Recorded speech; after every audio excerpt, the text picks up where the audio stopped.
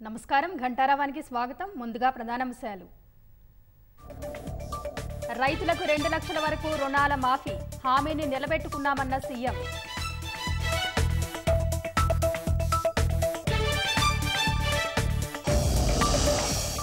రాజీనామాకు హరీష్ రావు సిద్ధం కావాలన్న రేవంత్. మాట తప్పితే ప్రజల్ని క్షమాపణ కోరాలని సూచన.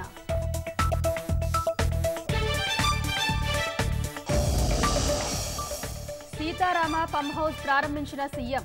2026 15 ప్రాజెక్టు పూర్తి చేస్తామని వెల్లడి.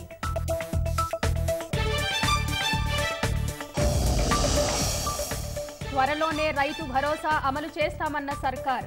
ఎకరాకు 15,000 సాయం అందిస్తామని సీఎం స్పష్టీకరణ.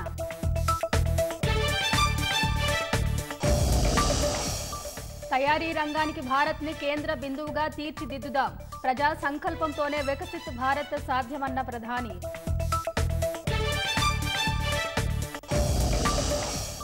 2036లో ఒలింపిక్స్ నిర్వహణకు ప్రయత్నిస్తామన్న మోదీ. జాతి హితం కోసమే సంస్కరణలు అమలు చేస్తున్నట్లు వెల్లడి.